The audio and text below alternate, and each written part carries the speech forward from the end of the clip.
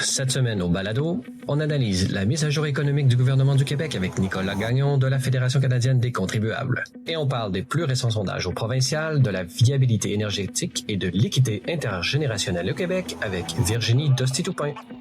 Tout cela et bien plus dans votre Libre Podcast.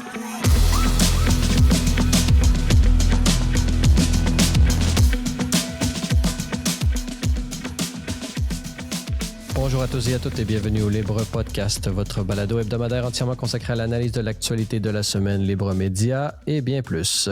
Pour cette première partie du balado de cette semaine, j'ai la joie d'être en compagnie du directeur pour le Québec de la Fédération canadienne des contribuables, Nicolas Gagnon. Nicolas, bonjour. Bonjour à vous. Alors Nicolas, nous sommes à peu près à une semaine du dernier de la nouvelle de la mise à jour économique au gouvernement provincial du Québec. Éric Girard a fait de belles et moins belles annonces, certaines réductions et d'autres, on reste un peu dans la mire d'un déficit qui est important. Alors, d'abord, quelle est votre vision globale là, par rapport à cette mise à jour économique? En fait, comme toutes les mises à jour économiques, ça nous permet de nous mettre à jour par rapport à ce qui a été présenté en mars dernier, à savoir si les projections tiennent la route. Parce qu'un budget, c'est bien beau, mais il y a toujours d'autres exercices financiers qui sont faits au courant de l'année pour déterminer si effectivement on s'en va dans la bonne direction. Puis ce qui a été présenté en mars, ça fait du sens. Et il y a quand même, je veux dire, disons-le franchement, c'était pas une mise à jour économique très reluisante, un peu à l'instar du budget. On confirme encore des mêmes tendances qu'on a déjà observées, à commencer d'ailleurs par le déficit, même s'il est un peu moins élevé que ce qui était annoncé précédemment. On avait parlé d'un déficit de 13,6 milliards pour l'année 2025-2026. Finalement, c'est plutôt 12,4 milliards, mais encore là, on en aura le cœur net quand il y aura le dépôt des comptes publics l'année prochaine. Donc, pour l'instant, on nous indique que le déficit serait un peu moins élevé que prévu. Quand même, c'est 1,2 milliard. Il ne faut pas non plus faire la fête trop fort. Mais la raison pour laquelle le déficit est moins élevé, c'est parce que dans les projections économiques qui avaient été faites en mars dernier, on laissait entendre que l'économie serait un peu plus au ralenti, qu'elle serait affectée durement par la guerre commerciale, entre autres. Il y avait plusieurs scénarios qui avaient été mis de l'avant selon différents types de tarifs. Qu'est-ce qui arriverait si les tarifs américains seraient de 10 Qu'est-ce qui arriverait si c'était de 25 si c'est un mélange des deux, etc. Et finalement, on connaît les circonstances. Ça a été un peu nébuleux au niveau de qu'est-ce qui s'applique ou pas à certains moments. Et l'impact sur l'économie québécoise aura été moins pire que prévu. C'est-à-dire que oui, on en arrache. La croissance économique est pas superbe présentement. En fait, on est bon dernier à travers tout le Canada présentement quand on regarde la croissance économique. Mais c'est un scénario qui est moins pire. On n'a pas de récession. Donc, c'est la raison pour laquelle le gouvernement s'en tire avec des revenus un peu plus élevés que prévu, un peu plus de dépenses aussi, si on y reviendra, mais des revenus plus importants que prévu à cause de circonstances économiques plus intéressantes que prévues. Donc, ça fait en sorte que le déficit est moins élevé que prévu, et ainsi de suite. La bonne nouvelle à retenir, c'est qu'on se souvient qu'en mars dernier, on avait eu une décote de la part des agences de crédit comme Standard & Poor's qui avait déclaré que le Québec, sa situation financière était, disons, pas nécessairement dans une bonne direction. Eh bien, le fait qu'on n'ait pas un déficit plus important que ce qui a été annoncé, donc ou qu'on ne s'empête pas davantage dans cette direction-là, ça fait en sorte que les autres agences de crédit, du moins, n'ont pas intervenu. Ce que je crois était comme le meilleur des scénarios, c'est que finalement, on n'a pas d'autres décotes à venir. Du moins, on en aura également le cœur net en mars prochain. Et pour le reste, si je peux me permettre, je pense que ce qu'on doit retenir aussi de la mise à jour économique, c'est à quel point, encore une fois, on laisse des miettes aux contribuables.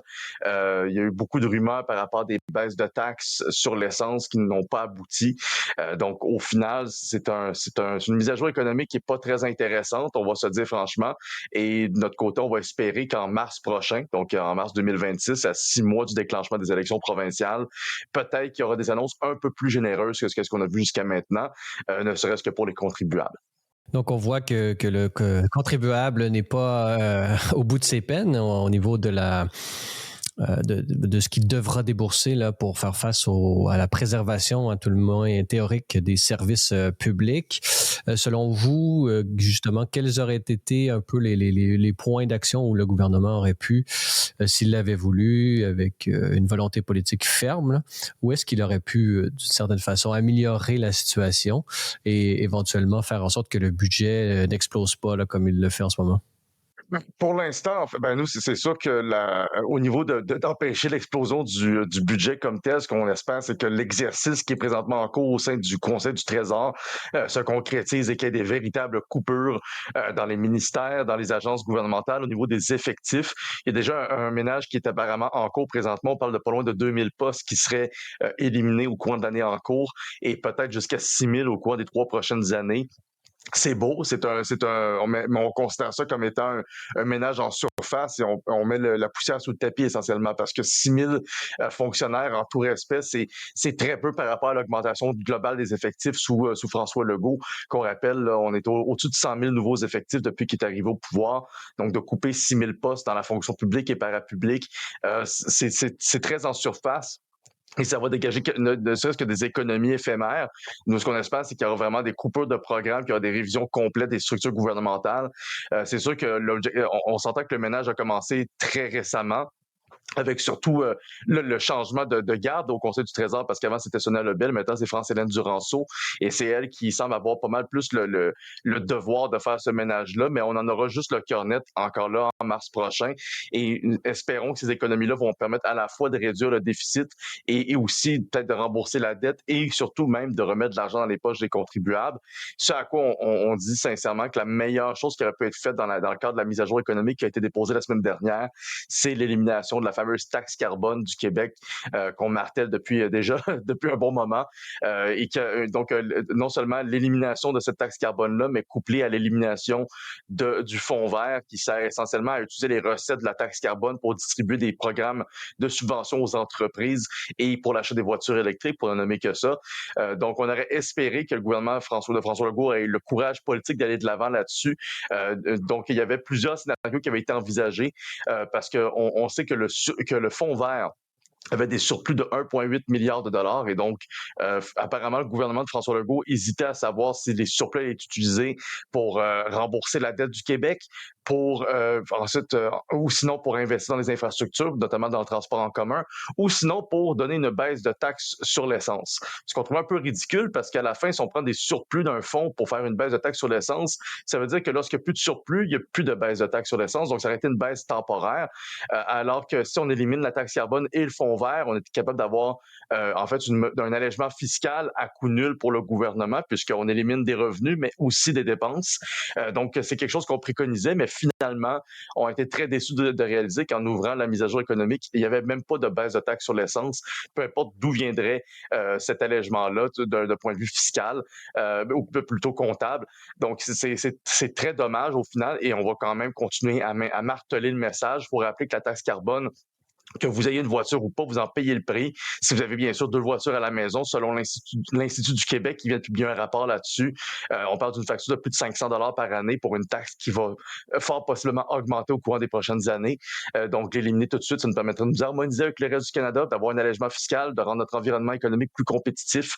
Mais malheureusement, François Legault n'a pas ouvert la porte à cette proposition-là pour l'instant. Ce qui est intéressant, c'est qu'on voit aujourd'hui à quel point François Legault est prêt, avec, par exemple, en santé, est prêt à mener des batailles là, et aussi avec les syndicats. Qu'est-ce qui fait en sorte, et donc on peut, de ce point de vue-là, lui donner un peu le crédit du courage politique. D'autres, plus cyniques, diraient que, bon, de toute façon, il est tellement bas dans les sondages qu'il n'y a plus rien à perdre. Mais comment est-ce qu'on peut voir actuellement, justement, ce refus de couper dans cette taxe carbone-là et tout ça, étant dans un contexte où, dans d'autres dossiers, le gouvernement de François Legault semble faire preuve de courage? En fait, c'est une bonne question parce qu'avec les syndicats, pour l'instant, on sent déjà qu'il y aura peut-être un recul sur certaines composantes là, du projet de loi 3. Donc, on verra s'il ira jusqu'au bout des choses. Une chose est sûre, ça reste quand même quelque chose qu'il faut applaudir, que le gouvernement demande plus de transparence en ce qui a trait à l'utilisation des cotisations des travailleurs dans les centrales syndicales, surtout pour l'utilisation à des fins politiques. Donc, ça, c'est quelque chose qu'on espère qui va se concrétiser. Surtout qu'il faut aussi dire que les syndicats reçoivent d'une certaine manière de l'argent des contribuables via plusieurs crédits d'impôt qui s'appliquent tant au niveau provincial que fédéral. Donc, de la transparence, je pense que c'est nécessaire dans cette perspective-là. Maintenant, pour ce qui est de la taxe carbone, c'est un peu un drôle de jeu là-dessus parce que le gouvernement essaie de plaire à tout le monde, en fait, et sauf à un groupe en particulier, c'est-à-dire les automobilistes et les contribuables, parce que c'est eux qui ressentiraient un allègement assez rapide. Et c'est assez particulier parce qu'il n'y a pas juste les automobilistes qui demandent la fin de la taxe carbone, ou sinon, pardon, les contribuables. Comme on l'a vu, il y a eu des sondages qui démontraient que la majorité des Québécois voulaient se débarrasser de la taxe carbone, mais il y a aussi des sondages et des sorties qui ont été faites par l'UPA, l'Union des producteurs agricoles. Il y a aussi des associations de camionneurs. Il y a aussi les PME, la Fédération canadienne des entreprises indépendantes, sont sorties il n'y a pas si longtemps avec un sondage qui démontrait que 83% des PME québécoises se sentaient affectées par la taxe carbone au niveau de leur compétitivité. Donc, vraiment, c'est pas comme s'il y avait un seul groupe ou un seul parti politique au Québec qui demandait l'abolition de la taxe carbone. Il y a vraiment une forme de coalition, un consensus plutôt assez large. Mais pour l'instant, François Legault, comme plusieurs, pense encore que cette taxe carbone est essentiellement le reflet de l'effort collectif par rapport à la lutte au changement climatique. Mais il faut rappeler à quoi sert la taxe carbone au final. Elle sert à remplir les coffres du gouvernement, notamment de son fonds vert ou de son fonds à la lutte, le fonds à l'électrification et la lutte au changement climatique, donc le fameux FEC. Et ça sert ensuite à être distribué sous forme de subventions aux entreprises, et pas n'importe quelles entreprises. Il y a des multinationales qui en profitent. Il y a des grandes entreprises qui font quand même des bénéfices assez importants en termes de milliards par année. On peut penser à Diageo, à ArcelorMittal. Il y a eu Air Canada là-dedans également qui a été pigé dans le fonds vert. Bref, on a un paquet de grandes entreprises. Donc, essentiellement, les contribuables, les agriculteurs, les camionneurs payent pour cette taxe carbone-là. Mais d'un autre côté, François Legault persiste et signe. D'une part, on maintient le cap sur l'utilisation de la taxe pour aller chercher des revenus supplémentaires. On refuse de faire un allègement aux automobilistes. Et ça a été encore, en fait, un peu, pas démenti, mais c'était mal expliqué, je crois, par le ministre des Finances dans la sortie par rapport à sa conférence de presse la semaine dernière sur la mise à jour économique, où est-ce qu'il disait qu'on n'était pas sûr si la réduction de la taxe sur l'essence, que ce soit la taxe sur les carburants ou la taxe carbone, ça profiterait aux Québécois. Parce qu'il y a encore ce fameux mythe qui a été tellement souvent déconstruit, où est-ce qu'on se fait croire que si jamais on baisse les taxes sur l'essence, les méchantes pétrolières attendent dans l'ombre et vont venir augmenter leur prix dès qu'on va baisser les taxes sur l'essence. Sauf que quiconque veut vraiment avoir tous les arguments à sa disposition pour débunker ce mythe n'a juste besoin que de se rendre sur GasBuddy puis de comparer les prix entre les provinces présentement. Le Québec est présentement les prix sur l'essence parmi les plus élevés au pays. Donc, je veux dire, alors que dans les autres provinces, on a vraiment observé une baisse du prix sur l'essence au lendemain de la disparition de la taxe carbone le 1er avril dernier. Donc, ce mythe-là a été débunké, mais il est perpétué par le ministre des Finances. Donc, non, mais en même temps, justement, ce qui est intéressant, c'est que le gouvernement est aussi législateur. Donc, au moment où il enlèverait la taxe carbone, serait éventuellement théoriquement capable de légiférer pour faire en sorte de garder ou d'appliquer plus strictement les lois antitrust, les lois toutes les lois pour faire en sorte que le marché soit ou disons arrive à des mesures de profitabilité et au moment où est-ce que c'est dépassé. Donc, l'État n'est pas sans instrument pour faire en sorte que les pétrolières n'accaparent pas le vide laissé par les différentes taxes. Exact. Il y a d'autres manières aussi, disons, d'envisager des mécanismes où est-ce qu'on pourrait comme à la fois espérer une forme de réduction des émissions sans pour autant que ça passe par le portefeuille des contribuables. Il existe des incitatifs qui peuvent être mis en place par le gouvernement pour inciter les entreprises à se tourner vers des moyens de production qui émettent moins d'émissions. Il y a des crédits d'impôt qui peuvent être développés là-dessus. Bref, à la fin, il y a plusieurs mécanismes qui peuvent être envisagés avant de passer une taxe carbone. Malheureusement, on dirait qu'à force de l'avoir maintenue, on a peur de s'en retirer de par les conséquences d'un point de vue d'opinion publique. Donc, je crois que le gouvernement fait preuve de manque de courage à ce niveau-là parce qu'il se dit, oui, d'une part, peut-être que je vais faire des points auprès des contribuables, mais les contribuables, c'est pas, comment dire, on n'est pas une force qui est facile à retenir, qui est facile à les contenter et à orienter ensuite pour le vote. C'est-à-dire qu'on vous n'allez pas voir les contribuables sortir dans la rue pour demander l'abolition de la taxe carbone. Mais par exemple, une chose à retenir, c'est que nous, on va voter. Donc, c'est peut-être là-dessus que ça va falloir compter le plus. Mais sinon, le gouvernement a clairement de la pression de la part de différents organismes pour lui demander de maintenir le cap et même d'augmenter éventuellement les taxes sur l'essence par rapport aux objectifs sur la lutte au changement climatique. Ça a été même précisé, en fait, dans la conférence de presse de Éric Girard là-dessus. Non seulement on baisse pas les taxes sur l'essence, on n'élimine pas la taxe carbone, mais on laisse entendre que ça se peut qu'éventuellement on envisage une augmentation de la taxe sur l'essence pour continuer nos efforts dans le sens de la lutte au changement climatique. Donc, au final, on ne serait pas du tout gagnant avec ce genre d'approche-là, c'est sûr, mais ça démontre à quel point le gouvernement est pris entre l'arbre et l'écorce et surtout reçoit beaucoup de pression pour ne pas donner un peu de laisse aux contribuables. Ben, c'est ça qui est un peu, disons, surprenant parce qu'en ce moment, il est capable de prendre la chaleur au niveau des syndicats et des médecins. On dirait qu'il y a peut-être un manque de raffinement disons, politique ou stratégique parce que justement, on peut regarder qu'est-ce que fait Donald Trump pour bien maintenir ses batailles, c'est qu'il va faire énormément de changements tout en même temps et donc les gens ne sont pas capables de suivre, donc ils ne sont pas capables de se mobiliser non plus contre le projet. Donc on voit qu'il y a peut-être oui, il y a disons le dicton qui embrasse trop mal étreint, donc le fait de mener déjà ces deux batailles, ça peut apparaître beaucoup pour le gouvernement, mais peut-être pourrait-il penser stratégiquement à l'inverse et penser que justement on pourrait en ce moment attaquer de front tout disons l'environnement, on pourrait dire politico-parasitaire là, qui vient s'accrocher à l'État pour son bénéfice propre au détriment des contribuables, des citoyens et des payeurs de taxes et penser justement que ça pourrait être un moment opportun pour faire, entre guillemets, ces décisions, disons, réalistes et mais courageuses d'une certaine façon.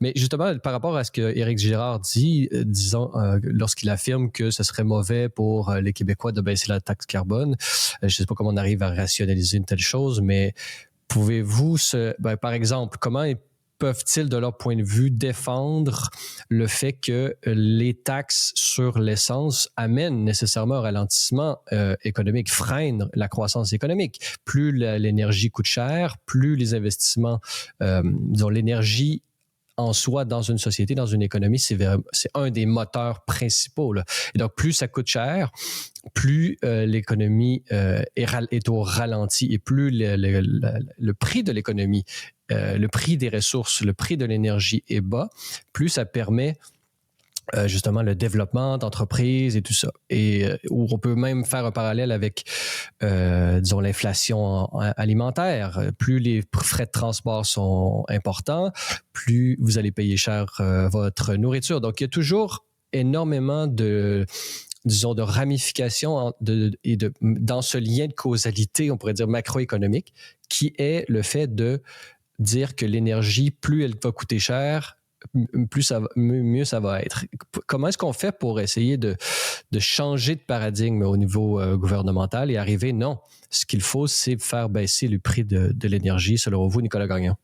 C'est une très bonne question parce que surtout que, en fait, on s'attendrait à ce qu'à la limite, François Legault, tout ce qu'il a besoin de faire, c'est de regarder au-dessus de son épaule puis de regarder ce qui se passe en Ontario.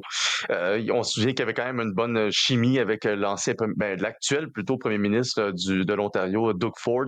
Et pourtant, Doug Ford, c'est quelqu'un qui s'est opposé notamment au marché de carbone. Il a sorti l'Ontario du marché de carbone. On l'entend moins ces temps-ci, le Doug Ford. Je pense qu'il a été un peu échaudé par son bras de fer avec Donald Trump. Oui, exactement. Mais en même temps, on voit que la chimie entre Doug Ford et François Legault est pas mal terminée avec toute l'histoire du projet de loi 2 par rapport aux médecins. On se souvient de l'épisode où est-ce que Doug Ford a carrément invité les médecins à venir travailler en Ontario s'ils n'étaient pas satisfaits des nouvelles conditions de travail au Québec. Et ça, apparemment, François Legault n'a pas du tout apprécié ça. Et c'est surtout aussi toute cette surenchère que les deux se livrent, en fait, pour attirer des entreprises de leurs fameuses filières électriques respectives. compétitive et plus souvent qu'autrement, l'Ontario s'en tire à bon compte et obtiennent des entreprises qui viennent s'installer. Bien sûr, il y a toujours des subventions là-dedans qui sont en jeu. On ne va pas se le cacher, autant le Québec que l'Ontario sont très interventionnistes dans leur économie. Mais par contre, le coût de l'énergie et l'abondance de l'énergie est plus importante, du moins. Peut-être pas le coût de l'énergie, mais l'abondance d'énergie est aussi un facteur très important à retenir, surtout pour les entreprises qui veulent s'investir. En plus, quand on parle de filière électrique, alors que le Québec a de la difficulté à octroyer des blocs d'énergie et veut même doubler sa production d'énergie au cours des 10 prochaines années pour rattraper l'écart qui est en train de se former présentement. Mais pour venir à la question de la taxe carbone et de son impact sur l'économie, si on l'éliminait ou si on faisait juste réduire les taxes sur l'essence, ben, ça aurait un impact direct. On l'a observé dans le reste du Canada le 1er avril dernier. Du jour au lendemain, le prix sur l'essence a baissé d'environ 20 cents. C'est quand même assez énorme. On parle de pas loin de centaines de dollars par année, par famille qui sont économisés.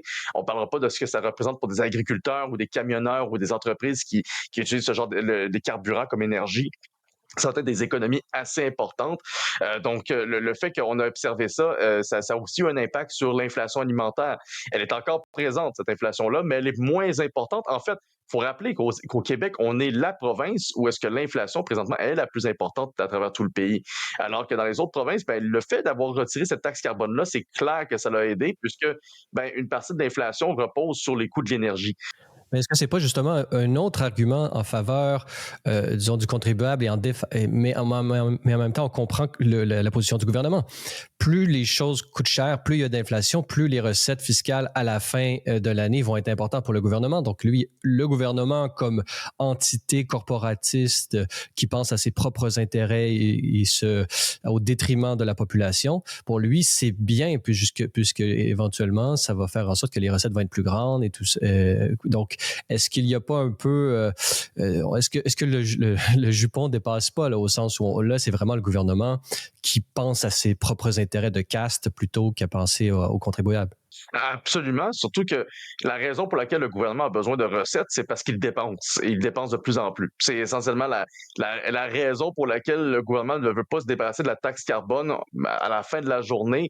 C'est pas nécessairement pour plaire juste à certains lobbies verts, mais c'est aussi parce qu'il se dit, ben, c'est parce que si jamais, mettons, on se débarrasse de la taxe carbone qui nous ramène à peu près 1,5 milliard en revenus par année, ben, c'est 1,5 milliard qu'on a plus. Mais le problème, c'est ce que le gouvernement regarde presque jamais, c'est qu'est-ce qu'il fait avec cet argent-là et pourquoi est-ce qu'il continue à le faire? Ben, nous, ce qu'on propose, d'où la raison pour laquelle on dit que l'élimination de la taxe carbone doit être couplée à l'élimination du fonds vert, c'est que d'une part, on élimine le revenu pour le gouvernement, mais on élimine aussi tous les programmes de dépenses qui sont rattachés au fonds vert, ce qui fait en sorte qu'au final, on arrive à coût nul ou à peu près.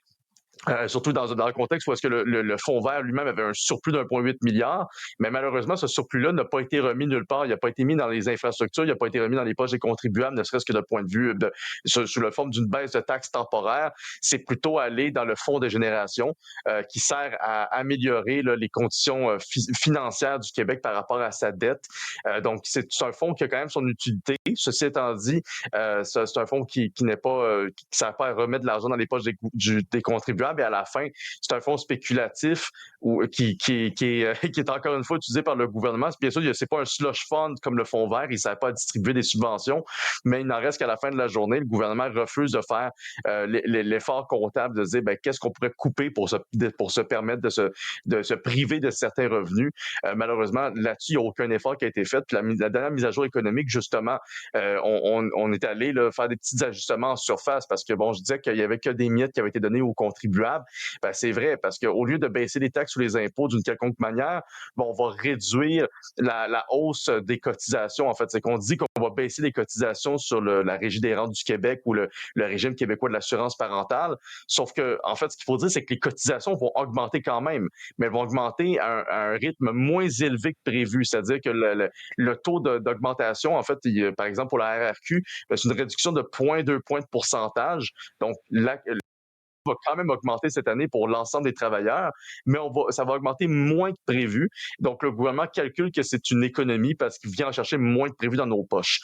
Donc, finalement, Il faut se rappeler aussi que les cotisations RRQ ont été augmentées d'une manière très importante là, dans les dernières années. Oui, à chaque année, à chaque 1er janvier, puis d'ailleurs, on va fort possiblement se reparler en janvier, puisque nous, de notre côté, on sort notre rapport sur les changements fiscaux du nouvel an très prochainement, et on fait état justement de l'augmentation des cotisations au RRQ, RQAP, à l'assurance emploi, qui sont tous des cotisations sociales qui augmentent à chaque 1er janvier et qui ont généralement suivi l'inflation, voire parfois un rythme plus élevé.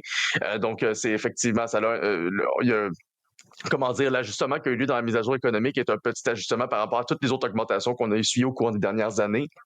Et malgré tout, le gouvernement vient en chercher davantage dans nos poches.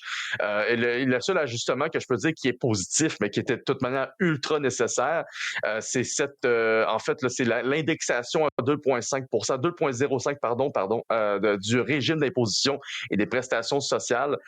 Donc, essentiellement, c'est que faut comprendre qu'on a ce qu'on appelle des bracket creep. Là. Le concept, c'est que si l'inflation est trop forte, éventuellement, ça pousse les salaires à augmenter et à passer à un autre palier d'imposition. Et donc, vous êtes pénalisé par l'inflation, tout simplement.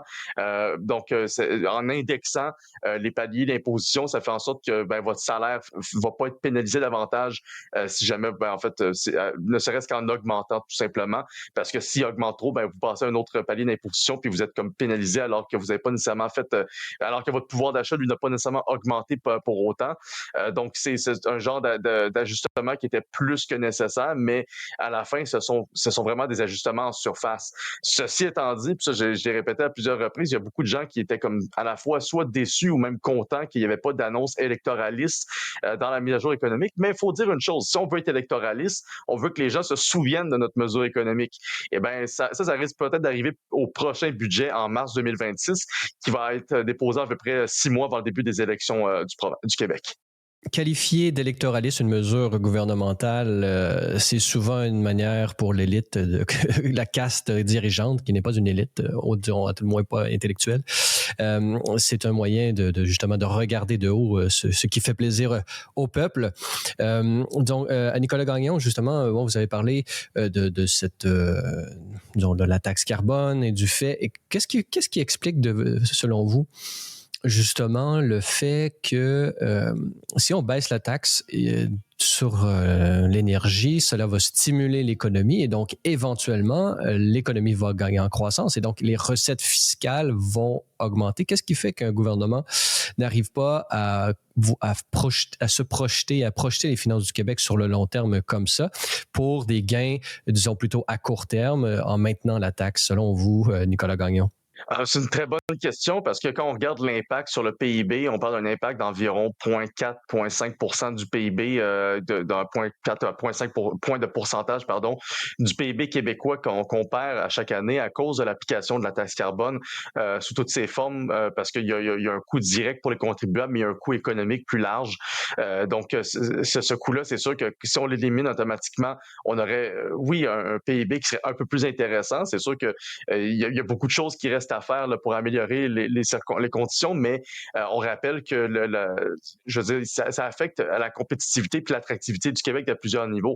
On a plusieurs témoignages de camionneurs qui disent carrément de ne plus faire le plein au Québec. En fait, dès que c'est possible, ils font le plein en Ontario ou au Nouveau-Brunswick. Comme ça, ils économisent des centaines de dollars là, à chaque fois. Puis on pourrait pas loin de 100 dollars par plein, ne serait-ce qu'en taxe carbone.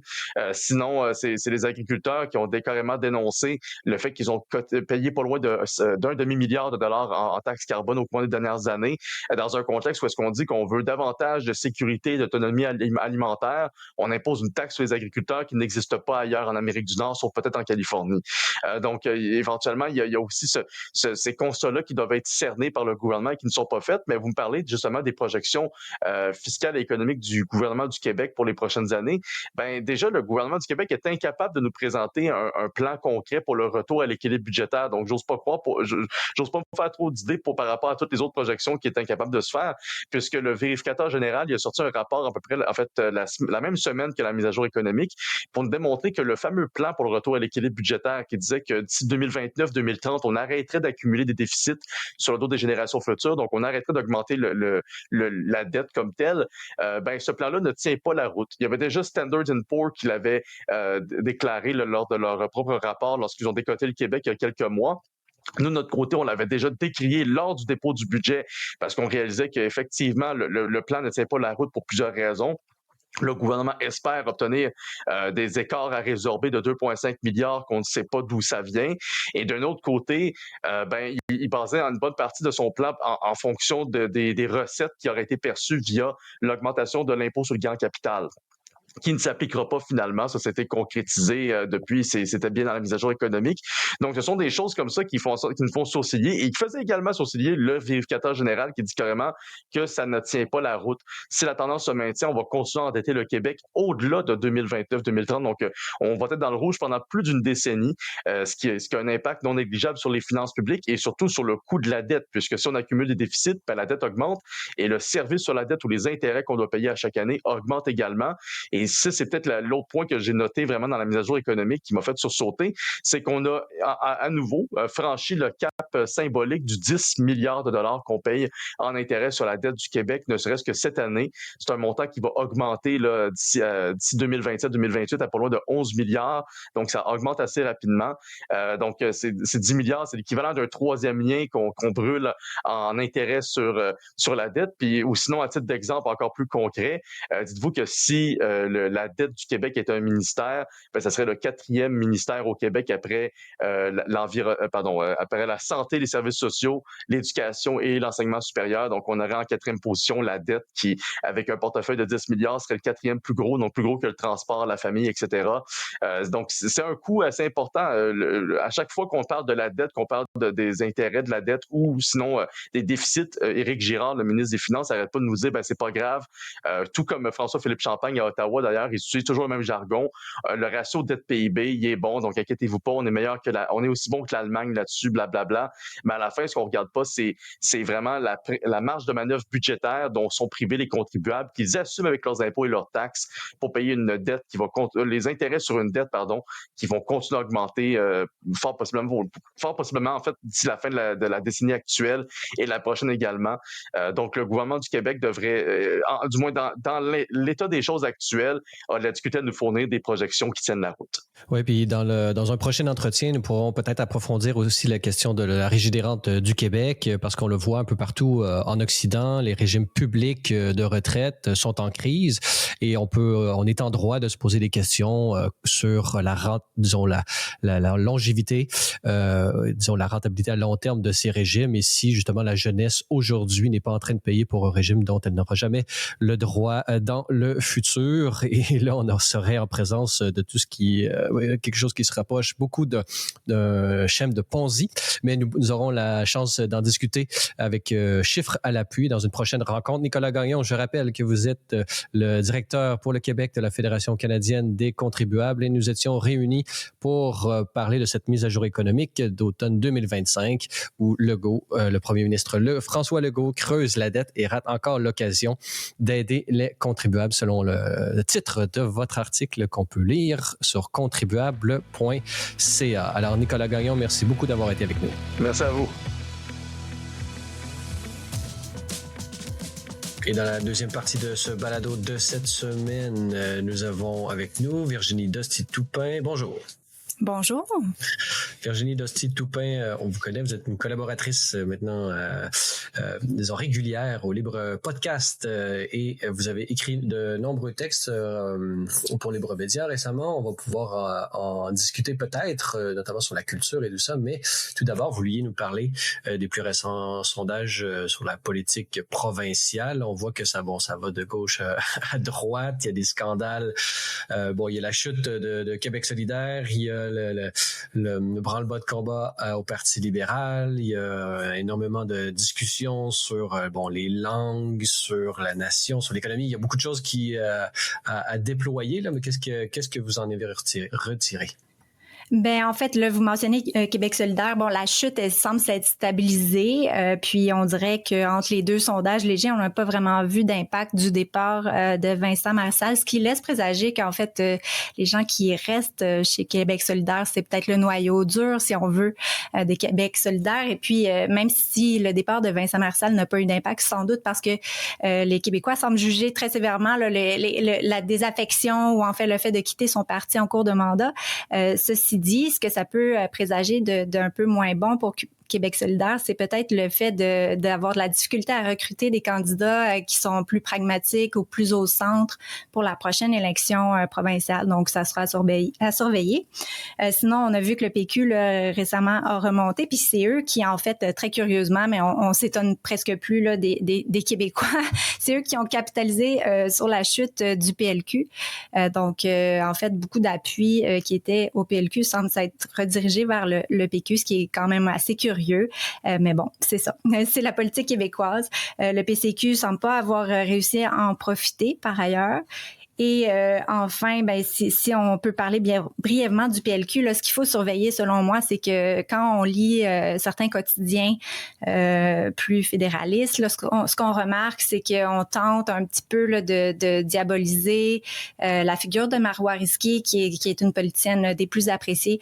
Or, je pense que même si on sent là, que c'est pour sauver les meubles au PLQ, je pense que ça va être difficile de convaincre les Québécois parce qu'ils se sont attachés à elle visiblement. Et puis, quand il y a ce genre de relation-là qui s'instaure avec l'électorat québécois, c'est fort difficile à défaire. Donc, peut-être que Pablo Rodriguez va réussir à s'accrocher pour la prochaine élection, mais ce serait vraiment surprenant que ce soit lui qui soit aux commandes là, si jamais il y a un référendum là, qui se met en place. Je pense pas que ça pourrait être le chef du camp du non parce que vraiment, il s'est mis les pieds dans les plats.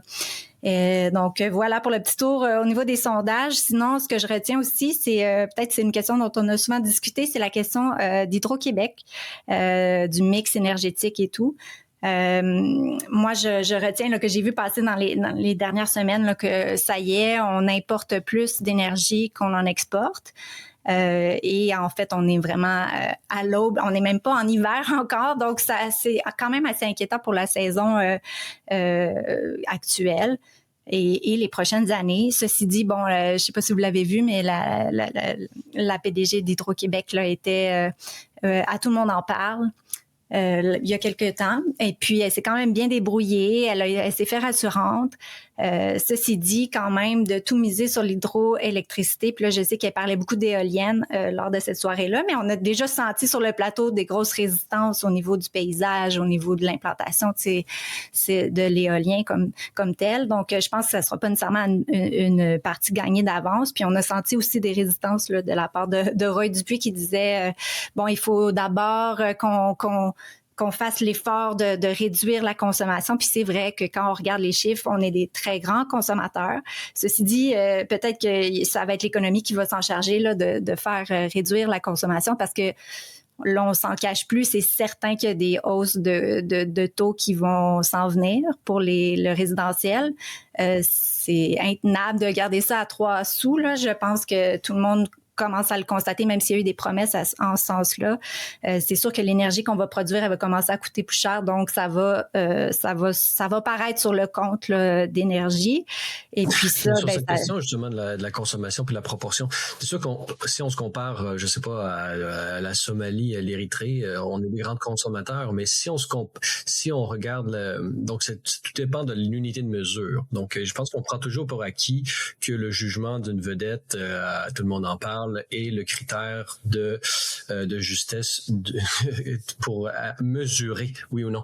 Mais selon moi, il y a d'autres critères. Est-ce que la proportion d'énergie et de matières premières disponibles dans un pays donné, est-ce que nous, proportionnellement, est-ce qu'on abuse justement des ressources? J'ai l'impression qu'on doit, si on insère un argument comme celui-là, un critère comme la proportionnalité par rapport aux ressources disponibles, je pense qu'on doit au Québec être les moins grands consommateurs de toute énergie confondue au monde, parce que justement dû à la disproportion entre la disponibilité des ressources et la consommation qu'on en fait.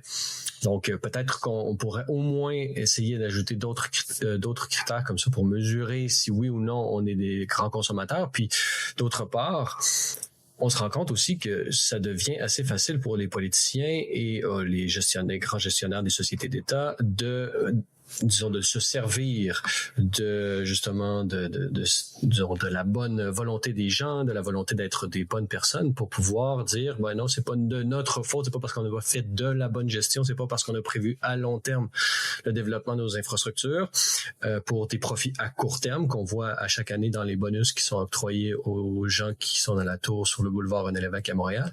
Donc, on se rend compte lorsqu'on voit ça, que ça devient une excuse facile, justement, de culpabiliser les gens pour, disons, justifier le manque de résultats. Mm-hmm. Ben là-dessus, c'est sûr là. Puis de toute façon, je pense qu'au final, ce que la PDG d'Hydro-Québec répondait, puis je trouve que c'était habile et juste, c'est que même si on déployait plein d'efforts pour réduire notre consommation, même si on suppose, comme vous le dites, que bon, on est des très grands consommateurs, même si bon, on pourrait avoir des réserves là-dessus. Ça ne réglera pas la question dans le sens où on veut, puis tu sais, c'est la question aussi quand elle apportait l'idée de faire du développement économique grâce à notre énergie.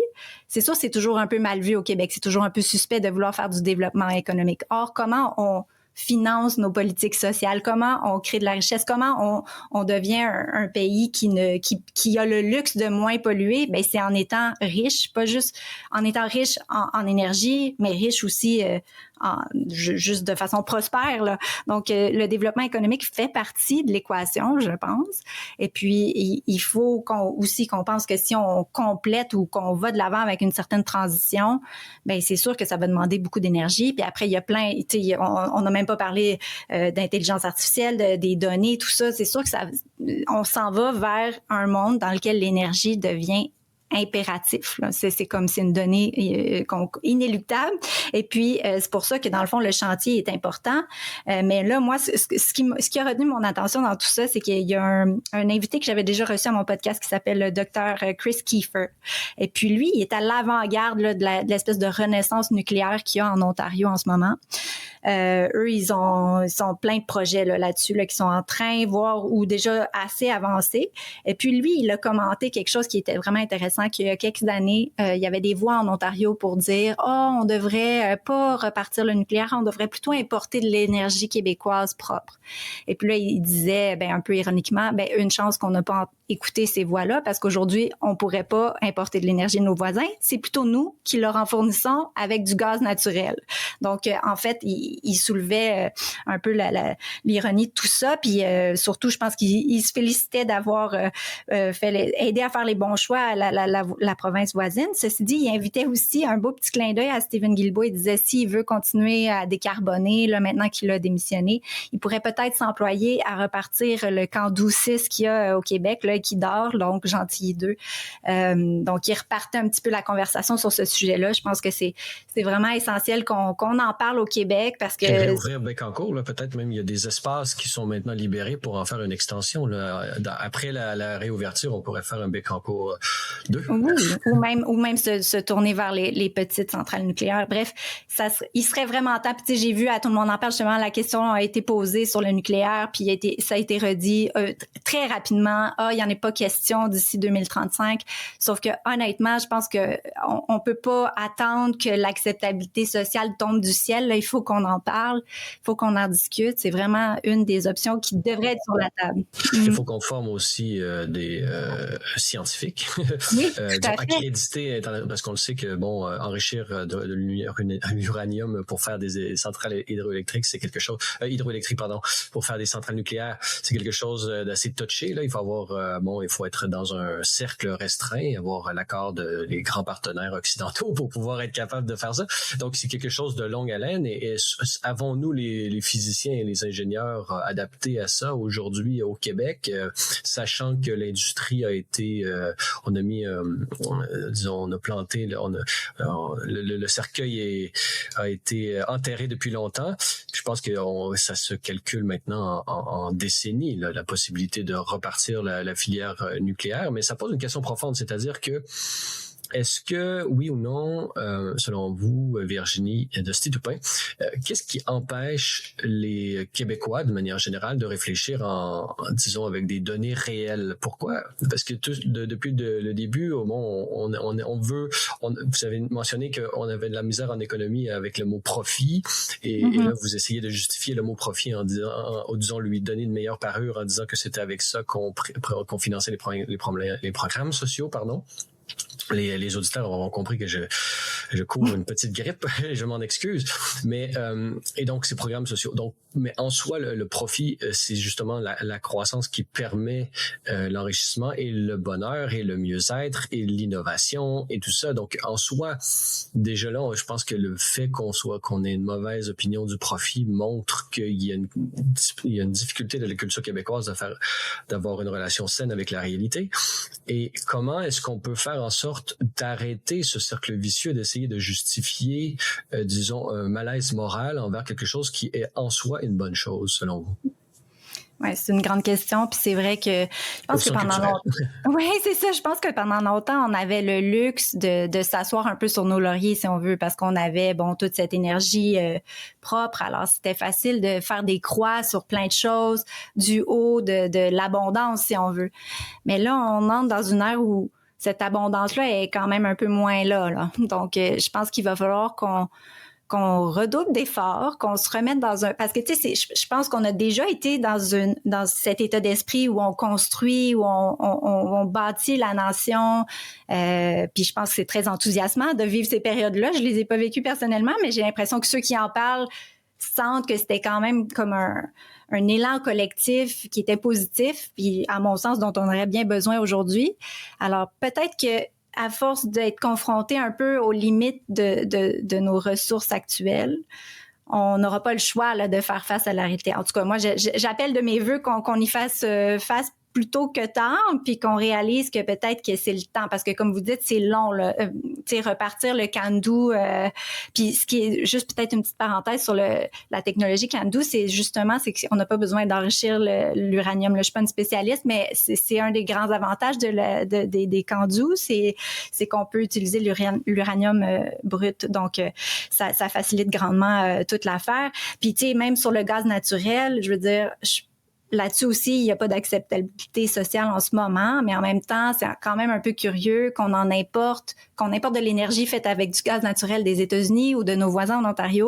Mais c'est ça, c'est que vous soulevez le fait que c'est pas le réel, c'est-à-dire que la perception de ce que les gens voudraient être n'est pas la réalité de ce qu'ils sont. Et leurs désirs sont en dehors du schéma de possibilités, mais ça pose la question aussi justement des élites, c'est-à-dire que vous pensez, votre théorie, là, si je vais la résume, en gros, c'est votre présentation, c'est que lorsque la population aujourd'hui souffre de plus en plus, donc parce qu'elle souffre, va se rendre compte qu'il faut maintenant développer pour pouvoir d'une certaine façon s'en sortir. Mais lorsqu'on regarde les gens actuellement, ils souffrent en ce moment, mais ils sont incapables de pointer la cause parce que vous avez une élite politico-médiatique qui distille le réel et présente des causes factices. C'est-à-dire que ce n'est pas, exemple que j'ai utilisé tout à l'heure, ce n'est pas parce qu'on a mal entretenu le réseau filaire d'Hydro-Québec que les gens sont de plus en plus en manque d'électricité lorsqu'il y a une petite tempête de neige qui aurait fait rire nos grands-parents. C'est parce qu'il y a des changements climatiques. Donc, on dévie le débat de la cause factuelle actuelle vers une cause, disons, hypothétique, macro, et là, l'attention des gens qui souffrent se détourne de la vraie cause pour aller vers une cause, disons, éthérée. Ça veut pas dire qu'il n'y a aucun lien de causalité, mais c'est un lien éthéré où est-ce qu'il y a aucun lien entre disons, celui qui subit et la possibilité d'améliorer les choses. Donc, comment est-ce que dans ce climat où cette élite politico-médiatique justement entretient cette déviation du regard parce qu'elle que ça fait son affaire de classe, finalement. On pourrait appliquer une grille un peu marxiste à cet état de fait. Donc là, on se rend compte qu'on a affaire à une, entre guillemets, caste, pour employer un langage argentin, qui, d'une certaine façon, fait du détournement massif d'attention afin de préserver ses privilèges. Comment, dans le système actuel, peut-on essayer de s'en sortir? Oui, il y a beaucoup de choses là-dedans. Je pense que je suis vraiment d'accord sur le fait que parfois, on a l'impression que les élites veulent nous amener dans une direction, alors que c'est pas nécessairement celle que le monde ordinaire veut prendre. Sur la question, parce que là, il y avait un exemple très concret là, sur les pannes puis les changements climatiques et tout. Je pense que ça illustre, c'est un exemple qui illustre aussi que il y a plusieurs phénomènes qui sont très complexes puis qui ont des causes multiples. Et puis, on est à une époque où on veut résumer ça très brièvement, on veut que ça soit simplifié, on veut que les gens veulent comprendre très rapidement, puis on a de la difficulté à faire de la communication. Puis je pense que c'est vrai autant au niveau du gouvernement qui peine à passer ces messages. Par exemple, sur les changements climatiques, je pense que pour avoir eu des présentations là, en tant qu'élu municipal là, de la part d'Hydro-Québec, parce qu'on voulait les rencontrer, parce que nos citoyens sont fâchés de ça, mais il y avait aussi le fait qu'il y a souvent des neiges qui tombent plus tôt, puis là, qui sont lourdes, puis qui interfèrent avec la végétation, puis ça casse des branches. Donc, peut-être qu'il y a quand même une cause là. Il y a aussi, j'ai vu passer récemment, que l'ajout de prise de bornes de recharge et tout pourrait interférer aussi avec le réseau. Donc, on sait... Ce qu'on appelle la grid n'est pas suffisamment puissante pour répondre à tous les besoins. Là. Ben exactement. Puis il y a comme une complexification là, du réseau électrique. Donc, puis on l'a vu là, avec les oscillations et tout. Il y a des choses qu'on dira qu'on avance, mais on ne sait pas trop là, ce qui se passe. Puis ça va prendre un temps avant de s'adapter. Donc, il y a la complexité assurément qui est là, puis qu'on parvient pas difficilement à expliquer au public. Or, je pense qu'il faut prendre le temps. Puis il y a l'autre question aussi des élites. Parfois, si on sent que la bonne direction puis le bien commun... Je voudrais vous arrêter 2 petites secondes sur la complexité. Puis après ça, je veux entendre ce que vous avez à dire parce que on va faire une parenthèse à la fois. Cette complexité-là, comment est-ce que la communication de la complexité des enjeux est une chose. Mais lorsque... mais en même temps, la complexité pour l'État lui-même, c'est-à-dire, mettons, la société d'État, en exemple, Hydro-Québec, pour Hydro-Québec lui-même, cette complexité-là n'est pas une excuse parce qu'elle a toutes les données en tête et elle a le pouvoir décisionnel et elle a les budgets et elle a la responsabilité et elle a tout ça. Donc, en même temps, la complexité, ce n'est pas seulement un exercice communicationnel qui est raté, c'est aussi une gestion qui est ratée. Tout à fait. Puis ça, pour être honnête, je pense qu'ils vont vraiment... augmenter les efforts au niveau de la végétation. Ils le disent à demi-mot, mais il va y avoir des coupes là, d'arbres, de l'étaitement d'arbres, des coupes quand même assez drastiques. Là. Puis les gens vont peut-être se surprendre, vont peut-être faire le saut, mais c'est sûr qu'on peut pas chialer d'un côté puis de l'autre. Là. Soit on veut un réseau qui est stable puis qu'on manque pas d'électricité, puis surtout qu'il y a des gens qui en dépendent davantage qu'avant là, avec le télétravail et tout. Mais on peut pas non plus leur demander à Hydro-Québec de pas faire les choses qui vont faire en sorte que ça va aller mieux. Donc, il faudra pas se surprendre, mais oui, pour revenir à tout ce qui est des élites et tout, mais tu sais, je pense aussi qu'on sort avec 8 ans de CAQ, là, d'une gouvernance qui était beaucoup axée sur on veut que les gens soient contents, on fait des sondages, puis on va dans cette direction-là. Alors que parfois, quand on est au pouvoir, puis qu'on voit venir des problèmes, par exemple avec le mix énergétique, mais il faut aussi être capable par moment de convaincre les gens de quelque chose, de convaincre les gens du bien fondé, d'aller vers telle ou telle direction. Donc, je pense que c'est là où on doit pas nécessairement juste attendre que ça tombe du ciel, si on veut. Il faut prendre le taureau par les cornes. Puis je pense que le dossier de l'énergie, c'en est un où ça devrait être le cas. Virginie Dossy-Toupin, un troisième sujet dont vous voulez parler et qui est lié un peu à ce qu'on vient de parler par rapport à les investissements des sociétés d'État, la redistribution et tout ça, c'est l'équité générationnelle. Ça a attiré votre attention cette semaine en particulier.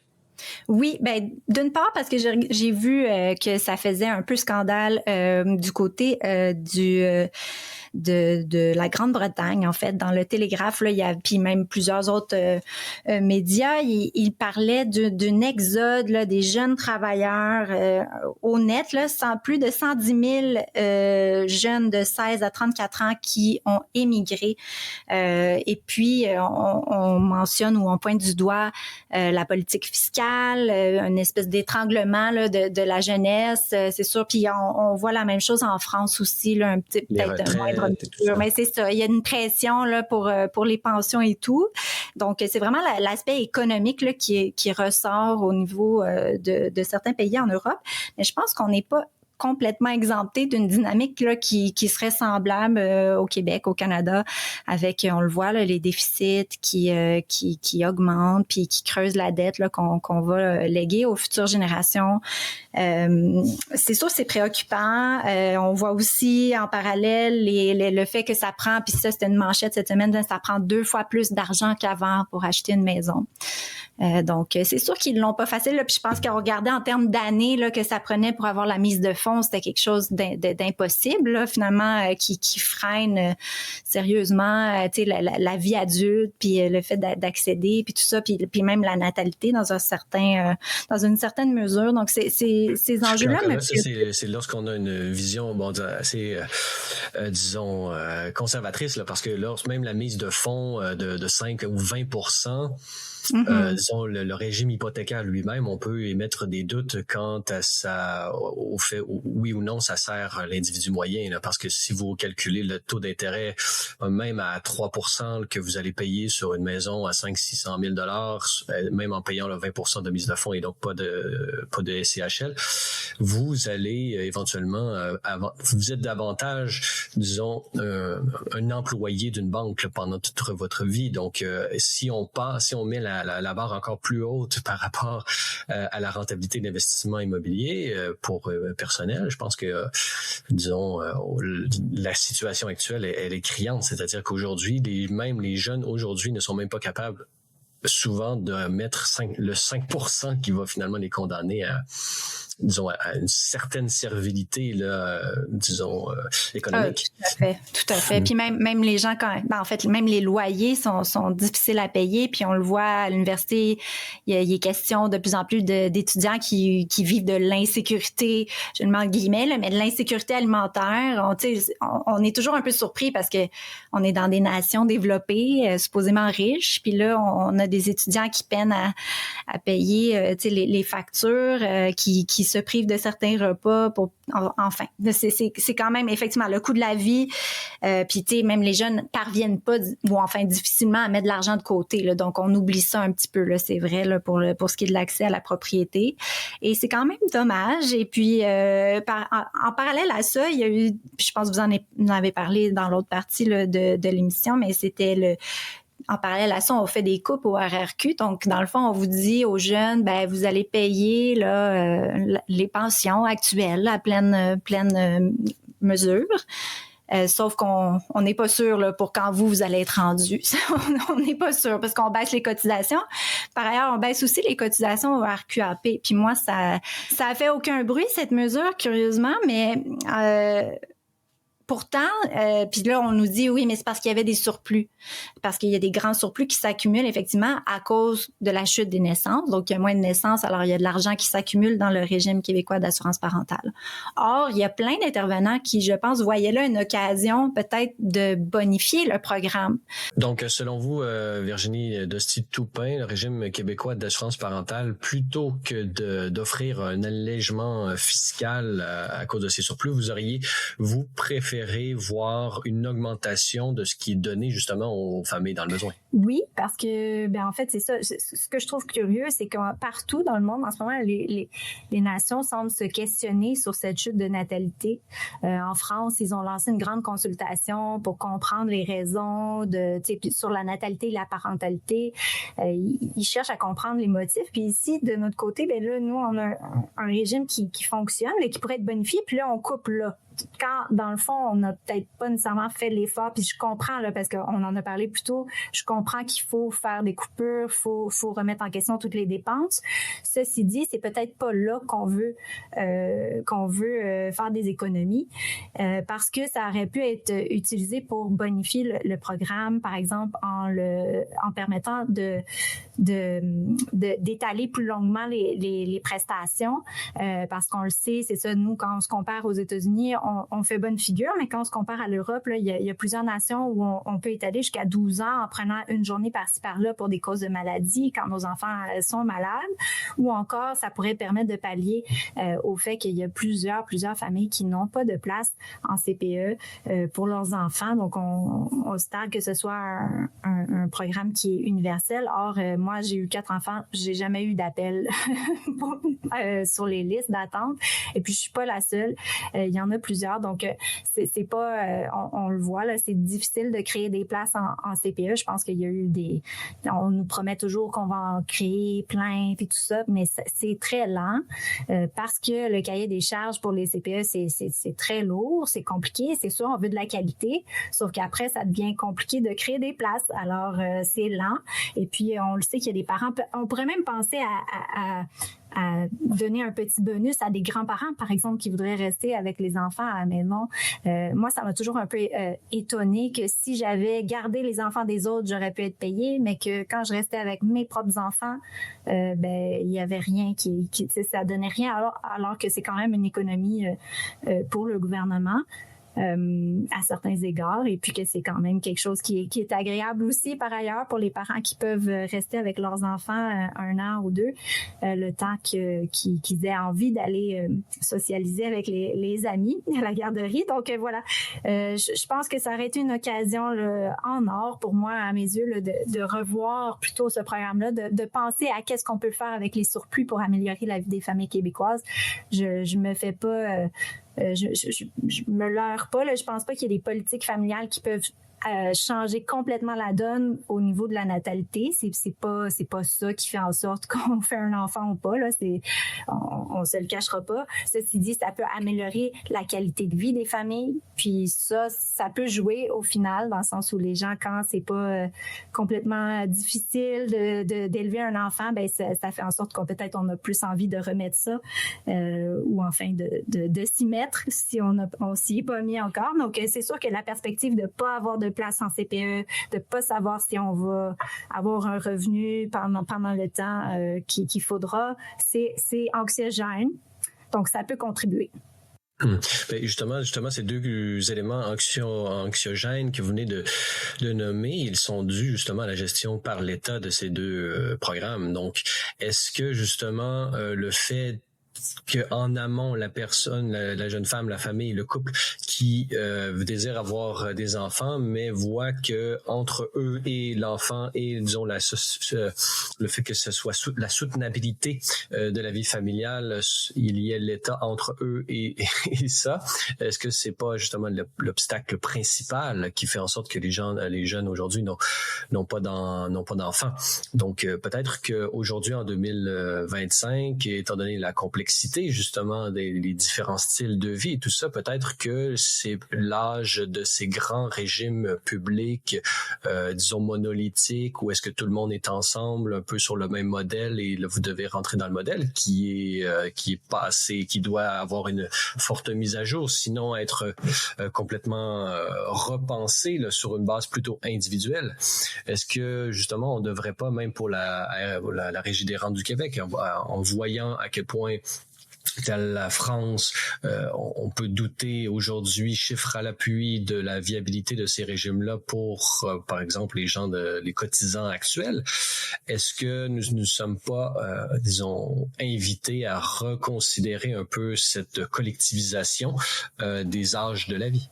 Oui, je pense que c'est difficile de nier là, que tout le monde va devoir prendre acte que les moyens de l'État sont pas infinis, puis qu'on est mieux peut-être d'être capable d'être résilient, puis de s'occuper entre nous, puis de peut-être se construire des petites communautés qui s'entraident et tout, parce que ça sera pas effectivement, peut-être qu'on n'y arrivera pas, ou enfin c'est ce qu'on voit venir. Puis c'est peut-être pour ça que justement il y a plein de jeunes dans ces pays-là qui décident de s'en aller puis de faire leur vie ailleurs parce qu'ils n'y croient pas. Mais bon, j'espère qu'on n'arrivera pas là. Donc, ça doit pas être les plus, on pourrait dire, ça doit être les plus brillants du Royaume-Uni qui s'en vont finalement. Là. C'est ceux qui sont capables de voir à long terme et de dire, ça balance pas. Donc, c'est les moins formatés par le régime là, qui s'en vont. C'est titré dans les journaux. Ils parlent de brain drain. Donc, effectivement, ils perdent ce qu'ils appellent les meilleurs là. Et on sait où est-ce qu'ils s'en vont. Entre autres, beaucoup du côté de l'Australie.